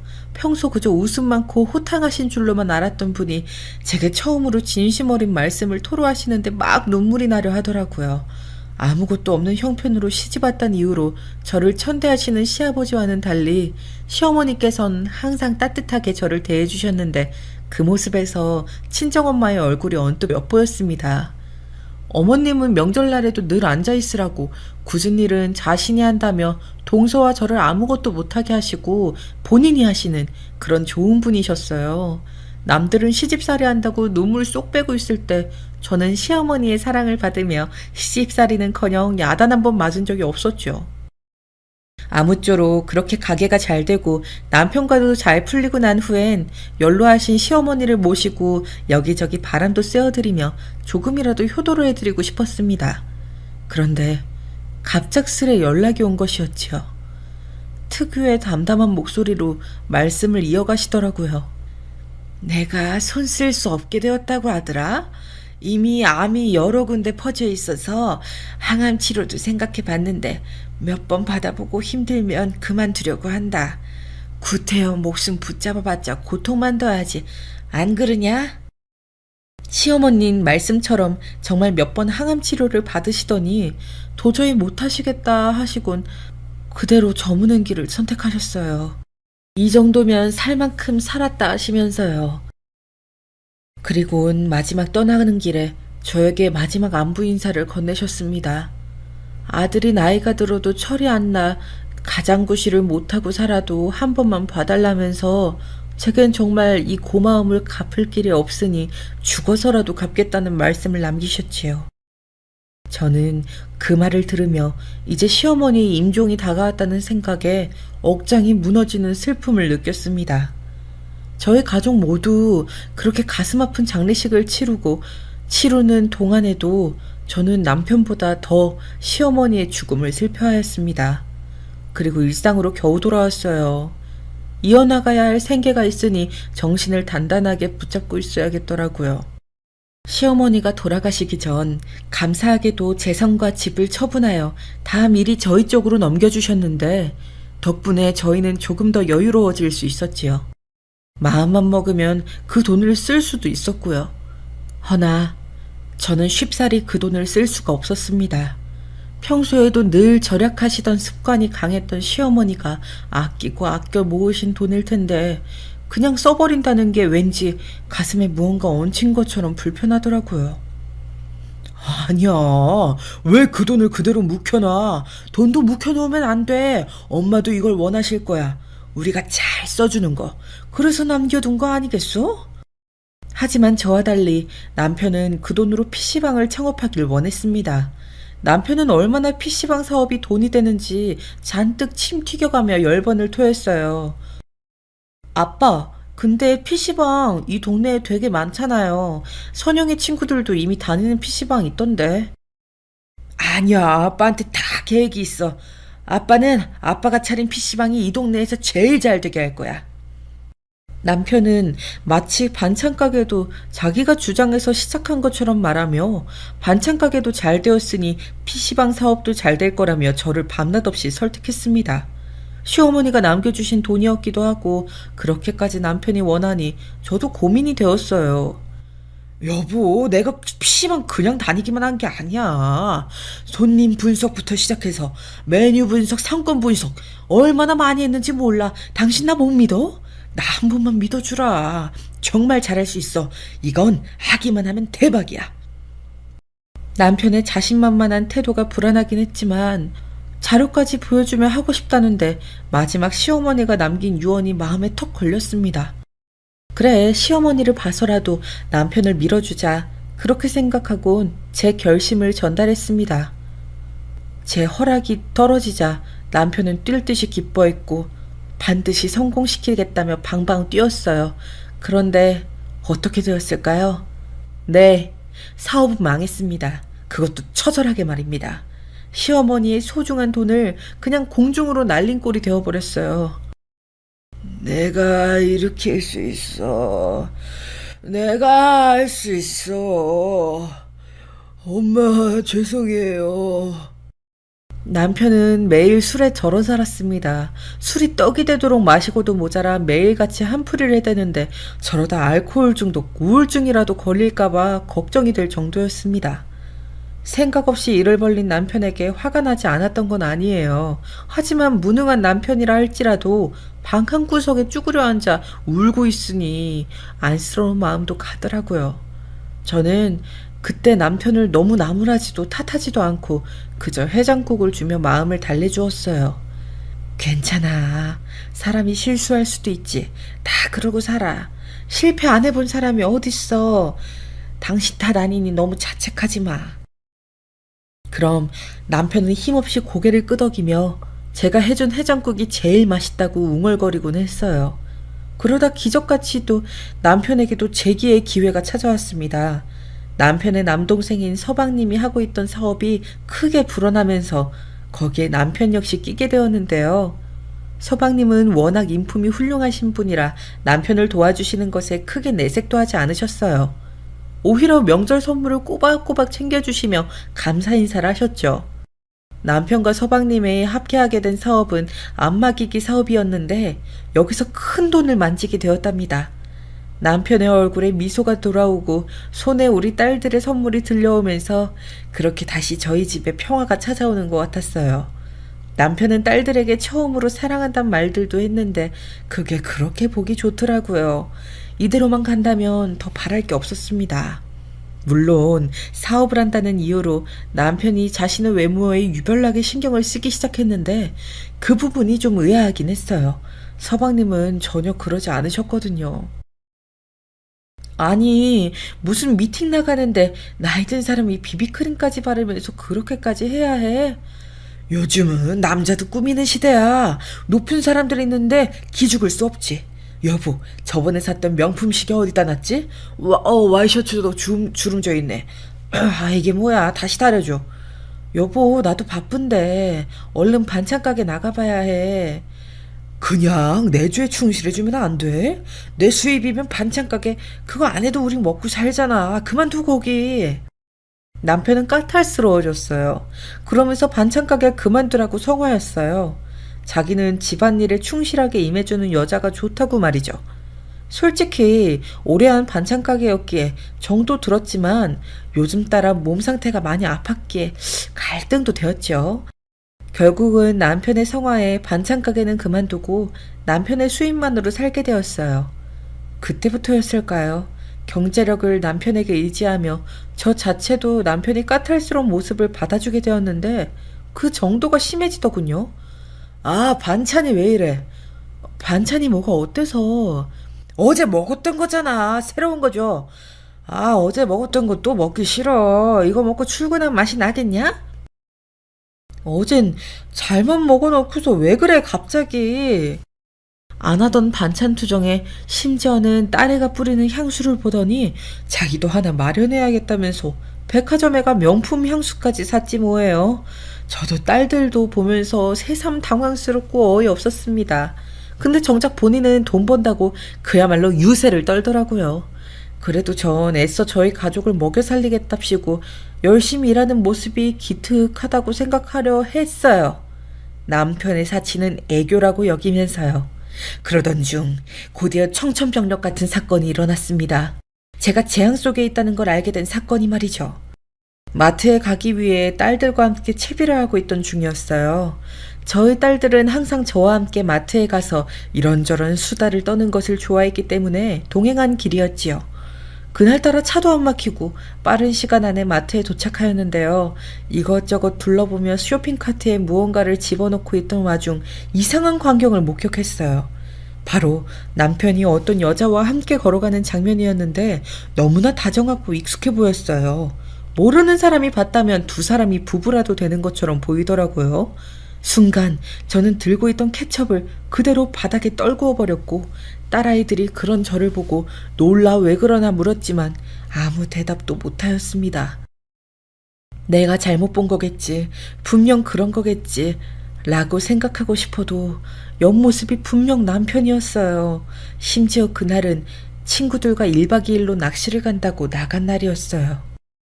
1박 2일이란 말에도 아무런 의심 없이 조심히 다녀오라고 기분 전환하라며 보내주었는데 순간 속에서 열불이 나더라고요. 전 영문을 모르고 얼떨떨하게 서 있는 딸들을 먼저 집으로 보내었습니다. 그리고 조용히 그들이 나올 때까지 마트 문 앞을 지키고 서 있었어요. 잠시 후 두 사람이 노란색 장바구니를 들고 나오더라고요. 뭘 샀는지 장바구니엔 한가득 살림거리가 있었습니다. 심장이 쿵 떨어지는 것 같았지만 마음을 겨우 갈무리하고 그들 뒤를 멀리서 차를 타고 미행을 하기 시작했어요. 여자는 남편보다 어리고 차림이 요란해 보였습니다. 도대체 남편이 저 어린 여자와 뭘 하려는 건지 상상이 불어나자 견딜 수가 없었어요. 불길한 예감은 맞아 떨어졌어요. 이내 그들이 도착한 곳은 모텔이었습니다. 그 순간 전 일단 증거는 남겨놔야겠다 싶어 둘의 모습이 잘 나올 수 있게 사진을 한 장 찍었고 차에서 내려 곧바로 남편에게 다가가 뺨을 쳤습니다. 여보! 당신 미쳤어? 지금 대낮에 뭐 하는 거야? 애 아빠가 부끄럽지도 않아? 도대체 언제부터 바람핀 거야? 어머, 누구세요? 오빠, 이 사람 누구야? 야, 조용히 가만히 있어. 여보, 내가 다 설명할게. 그러니까 이 상황은 내가 중요한 분을 모시다가 그만. 얘가 먼저 들이댔어. 내가 아니고. 남편의 말엔 빈틈이 많았고 그 순간 전 이 사람 바람 피웠구나 하는 확신이 들었습니다. 여자의 옷차림은 영락없는 술집 여자였어요. 미팅한다는 핑계로 나가 밤 늦게 들어오더니 술 따르는 애랑 만나고 이런 데 돌아다녔다는 생각에 피가 거꾸로 쏟는 것 같았습니다. 딸들의 어린 눈망울들도 함께 아른거렸어요. 그런데 들려오는 다음 말은 눈을 더 돌게 만들더군요. 돌아가신 네 부모한테 부끄럽지도 내 딸들에게 부끄럽지 않아? 난 당신 같은 사람이랑 못 살아, 절대. 이혼 도장 준비해놔. 그리고 이보세요. 이 사람 애아빠예요. 애아빠인 거 알고도 천박하게 들이댄 거예요? 당신도 누군가의 딸일 거 아니에요. 아니, 아줌마. 우리 오빠가 아줌마랑 곧 이혼한댔어요. 그래서 오빠 만나온 건데요. 왜 참견하고 지랄인데? 나 떳떳해요? 뭐라고요? 당신 나랑 이혼한다고 그런 거짓말까지 했어? 정말 사람 참 뻔뻔하다. 어떻게 그런 말을... 야, 내가 언제 그런 말을 했냐? 저와 이혼한다는 거짓부렁이까지 늘여놓은 남편을 어떻게 용서할 수 있을까요? 차에 타며 전 운전대 위로 쓰러지고 말았어요. 말은 독하게 했지만 가슴은 깨져버린 신뢰로 아파왔습니다. 시어머니에게라도 전화를 걸고 싶었지만 돌아가신 시어머니에게 연락을 닿을 방도가 없었습니다. 대신 친정엄마에게 전화해 토로해버렸어요. 엄마, 나 어떡하면 좋아. 글쎄 이 사람이 나를... 김서방이 왜? 김서방 무슨 일 있니? 어디 아프기라도 한 거야? 엄마는 그 와중에도 사위에게 무슨 일이 있을까봐 걱정하고 계셨어요. 그 말을 듣자 가슴이 무너져 솔직하게 제가 목격한 것들을 털어놓으며 엉엉 울음을 터뜨렸습니다. 친정엄마는 처음엔 크게 당황하셔서 말씀을 못 이으시더니 이내 지금 서울로 올라가겠다는 말만 남기시곤 전화를 끊으셨어요. 엄만 그날 저녁 바로 올라오셨고 남편은 그 앞에 무릎을 꿇고 앉게 되었습니다. 예, 제가 할 말이 없어요. 제가 죽일 놈이에요. 제가 술을 너무 먹은 나머지 그만... 근데 일 때문이에요. 남편이 늘어놓은 해명은 지지부진했어요. 엄마는 그럴수록 더 혹독하게 말로 매질을 가하셨어요. 사실 저희 아빠 역시 소시적 바람기가 다분하셨고 엄마는 그로 인해 꽤 고생하셨습니다. 밤이 늦도록 들어오지 않는 아빠를 생각하시며 현관문 쪽으로 한숨을 뱉곤 하셨지요. 그걸 보는 제 마음도 고통스러웠고요. 그러니 이 상황에서 엄마 마음이 어떨지는 감히 상상할 수도 없었어요. 남들이 여자랑 바람핀 사위 모두 흉볼 때 내 김서방만큼은 절대 그런 사람 아니라고, 사람이 순하다고 착하다고 그렇게나 동네방네 자랑하고 다녔네. 내 믿음이 그 정도였다는 거야. 근데 어떻게 사람이 그리 흉측한 짓을 저지르고 다닐 수 있나? 그것도 대낮에? 일을 하다 보니 생긴 일이에요, 장모님. 오해라고요. 몇 번을 말합니까? 자신이 죽일 놈이라며 몇 번이나 고개를 조아려도 모자랄 판에 남편은 끝까지 일 때문이라고 벅벅 우겨댔습니다. 일 때문? 장난하니? 일을 모텔에서 해? 당신 정말 돌았구나. 그래, 이거 이혼하잔 말이지? 아니, 그런 건 아니고. 갈라서게. 더 두고 볼 것도 없어.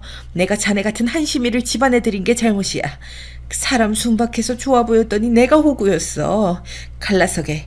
내 딸한테 내가 겪은 고통 물려주고 싶지 않아. 이혼은 안 돼요, 장모님. 남편은 찌질하게도 이혼 앞에선 작아졌어요. 참 한심하더라고요. 첫째 딸은 아빠를 용서해주지 말라고 했어요. 아빠의 이중적인 면모에 질렸다며 고개를 흔들 정도였습니다. 허나 저는 아직 성인이 되지 않은 둘째 딸이 마음에 걸렸습니다. 둘째 딸은 첫째와는 달리 제가 늦은 나이에 낳아 그야말로 자라지 않은 꽃잎 같은 아이인데 이혼이란 아픔을 안겨주어 혹여나 친구들의 놀림거리라도 될까봐 걱정이 되더군요. 여보, 한번 바람핀 놈은 또 핀다는 말 있는 거 알아. 근데 난 아니야. 난 죽어도 아니야. 내가 사실은 동생하고 사업을 하면서 트러블이 좀 있었어. 괜히 형으로서 자존심도 상하고 해서 최근에 술을 좀 많이 먹기 시작했는데 그러면서 실수를 한 것 같아. 친정엄마가 가고 난 후 남편은 제게 조용히 다가와 말했습니다. 서방님과 사업을 하며 사업에 대한 의견이 달라 말다툼이 잦아졌고 그로 인해 이 자리를 박차고 나올까 생각도 여러 번 했다고 하더군요. 허나 그러기엔 돈이 걸리고 결국은 스트레스로 술을 먹다 어린 여자의 꼬드김에 넘어갔다고 하는 것이었어요. 물론 이건 남편의 변명일 뿐 제가 남편을 봐줘야 할 이유는 하나도 없었어요. 그러기에 전 둘째가 성인이 되는 날엔 무조건 이혼이라며 단단히 엄포를 놓았습니다. 기한을 설정하고 별거 상태에 들어갔습니다. 남편은 그 와중에도 계속해서 집 앞을 기울이며 한 번만 봐달라고 절대 이혼은 안 된다고 사정했고요. 그러던 어느 날 산책을 마치고 돌아오는데 집 앞에 구급차가 한 대 있더라고요. 무슨 일인지 몰라 두리번거리는데 딸들이 혼비백산한 얼굴로 아빠가 쓰러졌어 엄마 하고 울먹이더라고요. 일단 저도 너무 놀라 구급차를 같이 타고 쓰러진 남편과 함께 근처 병원으로 향하게 되었습니다.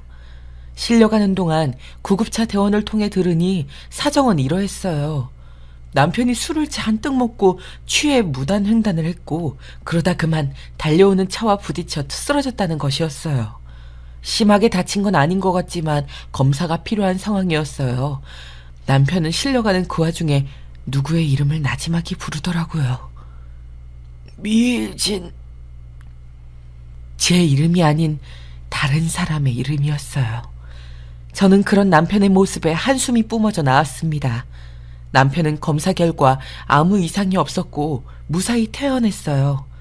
하지만 남편이 밖에서 사고라도 치고 돌아다닐까봐 이대로 둘 수가 없더라고요. 결국 남편을 집안에 들이게 되었고 남편은 행복해하며 매일매일 꽃다발이니 간식거리이니 갖다 바쳤어요. 회사도 열심히 다녔고요. 둘째 딸은 이런 남편을 보며 엄마, 아빠도 반성하는 것 같으니 한 번쯤은 용서해줘도 되지 않을까 하고 말을 하더라고요. 둘째 딸은 저희의 이혼을 원하지 않는 것 같았습니다. 그런 둘째 딸의 모습에 저도 속으로 갈등이 되었습니다. 물론 저희 친정엄마는 완고하셨습니다. 남자의 바람기는 절대 한 번으로 잡히지 않는다고요. 골칫덩어리 남편 두면 평생이 괴롭다며 제게 이혼 결심할 것을 무르지 말라 하셨습니다. 그리고 엄마의 말씀은 참으로 현명했어요. 그 일이 일어난 악몽 같은 날은 저와 남편의 결혼기념일이었습니다. 남편과는 얼굴을 마주보고 싶은 마음도 별로 없었지만 둘째 딸이 도시락을 쌌더라고요. 저에게 이걸 들려주면서 엄마가 준비했다고 말하라 하더라고요. 엄마, 엄마가 있다고 해야 돼. 알았지? 꼭. 간절하게 말하는 둘째 딸의 요구를 거절할 수가 없었습니다. 거기다 둘째 딸은 저희를 위해 작은 저녁 식사까지 준비했더군요. 용돈을 모아 식당을 예약했다면서요. 어쩔 수 없이 저는 불편한 마음을 한가득 안고 남편 회사로 향했습니다. 서방님도 오랜만에 뵙는 것이기에 서방님과 회사 직원들의 간식거리까지 함께 준비해갔어요. 그때까지도 전 전혀 무슨 일이 일어날 줄 몰랐죠. 그런데 남편 회사 근처에 어린 여자아이가 엉엉 울고 있는 게 눈에 밟혔습니다. 나이는 7살 정도 되어 보였는데 너무 서럽게 울고 있더라고요. 얘야, 무슨 일이니? 왜 울고 있어? 부모님은 어디 계시니? 엄마, 아빠, 잃어버렸어요. 아이고 저런. 아줌마가 찾아줄게. 여기 핸드폰 있는데 전화 걸어볼까? 그러자 아이는 전화번호를 모른다며 고개를 저었어요. 그러더니 갑자기 자기 주머니에서 주섬주섬 무슨 사진을 꺼내더라고요.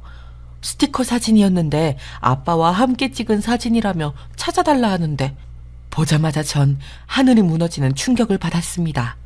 스티커 사진 속엔 다름 아닌 제 남편이 있었기 때문이에요. 처음엔 믿기지 않아 몇 번이고 그 스티커 사진을 쳐다봤지만 분명 남편이 확실했습니다.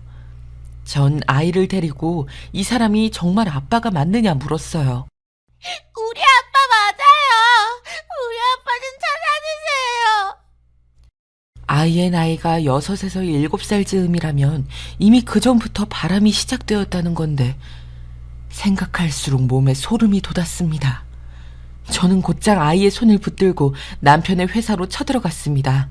들어가자마자 남편이 어떤 여직원과 시시덕거리며 농담 따먹기 같은 대화를 하고 있는 게 보이더라고요. 저는 곧장 손에 들려있는 간식거리들, 핫도그며 콜라며 전부 남편에게 내팽겨 집어 던졌습니다. 당신, 이게 무슨 짓이야? 회사에서 이게 무슨 교양머리 없는... 하지만 뒤이어 등장한 아이의 존재에 남편의 얼굴도 얼어붙고 말았죠. 아빠, 아줌마가 아빠 찾아줬어. 아빠, 내가 미안해. 키즈카페가 너무 지루해서 나와버렸는데 길을 잃어버렸어. 날 두고 애를 키워왔어? 당신 두 집 살림한 거야? 애 엄마 누구야? 누구냐고? 남편은 저보고 제발 나가서 얘기하자고 사정했지만 멈추지 않았어요. 직원들 보는 앞에서 남편이 한 짓이 더 만천하에 드러나 스스로도 쪽팔리길 바랬죠. 남편은 아무 말도 못하고 얼굴은 음식물 범벅이 되어 고개를 푹 떨구고 있었습니다. 아마 그때까지도 전 미약하게나마 마음 한구석엔 이건 아닐 거야 설마 하는 마음이 있었던 것 같아요. 그런데 곧장 튀어나온 애엄마의 존재에 저는 다시금 처절한 현실 속으로 걸어 들어가게 되었습니다. 어머, 우리 딸 왜 여기 있어? 그 여직원은 무슨 상황인지 모르고 사무실에 막 들어오던 참에 자기 딸을 보고 놀란 듯 했습니다. 근데 여직원을 다시 보니 잠시 스치듯 본 사이더라고요. 그러니까 남편이 서방님네 회사에 처음 들어갔을 즈음이었어요. 이쁘장하게 생긴 사람이 차분하기까지 해 내심 좋은 사람 같다고 생각했는데 얼마나 스스로 멍청하게 느껴지던지요. 엄마, 아빠, 둘 다 여기 있었네. 찾았다. 여직원과 남편을 동시에 엄마, 아빠라고 부르며 끌어안는 아이의 행동에 사무실 직원들의 얼굴엔 경악이 쏟아져 나왔고 지켜보던 서방님 역시 말을 잇지 못했습니다. 저는 당장 상간녀 자리로 갔어요. 거기엔 길 잃은 아이의 사진이 덕지덕지 붙어 있었고 사진 위엔 미진이 하트 정이 글자가 적혀 있었어요. 미진이는 남편이 구급차에 탄 뒤 부른 이름이었죠. 왜 남의 자리를 봐요? 아, 이제야 확인하려고요? 근데 상간녀의 태도가 참 뻔뻔했습니다. 여직원은 마치 제가 왜 여길 왔는지 아는 듯 했습니다. 그 순간 도저히 참을 수 없어 여직원에게 다가가 뺨세례를 퍼부어요. 놀란 여직원이 바닥으로 쓰러지자 남편은 여직원에게 다가가 괜찮냐며 제가 아닌 상간녀를 두둔하더군요. 저는 두 것들 다 가만두지 않겠다는 각오로 그 자리에서 쏜살같이 빠져나왔어요. 그리고 흥신소를 통해 자세히 조사해보니 더 충격적인 사실들을 알게 되었습니다. 그 여직원과 만난 건 이미 지금으로부터 10년 전 남편이 낚시 동호회를 갔다 알게 된 사이였고 그 인연이 쭉 이어져와 지금 이 회사에 남편이 취직까지 시켜주었더군요. 대단한 사랑이었어요. 다만 서방님은 이 사실을 까마득히 모르고 있었던 모양입니다. 형수님, 정말 죄송해요. 제가 이 사실을 알았다면 절대 그 여직원을 뽑지 않았을 텐데 형이 그런 파렴치한 짓을 저질렀을 줄은 정말 면목이 없습니다. 아니에요. 이게 어디 서방님 잘못인가요? 대신 그 사람과 관계는 끊어주실 수 있죠. 서방님은 제 말에 100배 사죄를 할 기세로 여직원은 해고 조치했고 남편과도 관계를 끊겠다고 했습니다. 아무래도 사이가 좋지 않았던 형제 사이였는데 이런 일까지 벌였으니 더 이상 관계를 유지하고 싶지 않다고 하면서 말이죠. 그 점이 그나마 불행 중 다행으로 다가온 일이었어요. 그런데 남편과 무려 10년간 미래의 시간을 가져온 상간녀는 철면피를 뒤집어 쓴 듯 했습니다. 저한테 그런 뺨살이를 당하고도 만나자고 연락이 왔더라고요. 카페에 나갔더니 다리를 꼬고 앉아선 그러더군요. 물론 아내분 입장에선 제가 좀 나쁜 사람처럼 보이겠지만 저희 이미 부부 사이로 지내온 지는 오래되었어요. 너무 질투하지 말아주세요. 그리고 이제 좀 빠져주시면 더 감사하겠고요. 저만 없으면 완벽하다며 비웃는 상간녀를 보니 우습더라고요. 저는 그 자리에서 말은 필요 없다는 생각이 들어 곧장 사진 한 장을 보여주었죠. 바로 예전에 남편과 어린 술집 여자가 함께 모텔로 들어가는 장면의 사진이었어요. 그 사진을 보자마자 여직원의 손이 덜덜 떨리더라고요. 보시면 알겠죠. 당신이 만나는 애아빠 인간이 아니라는 거. 지금이라도 정신 차리길 바래요. 어쨌든 당신은 가정을 파탄낸 범죄자니까.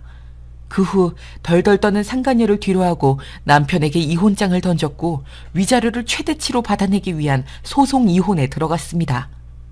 그리고 알리고 싶진 않았지만 이 사실들을 알게 된 저희 딸들은 이것만은 결코 두고 보지 못하겠다며 저들끼리 머리를 맞대기 시작했어요. 엄마, 나 이거 절대 못 넘어가요.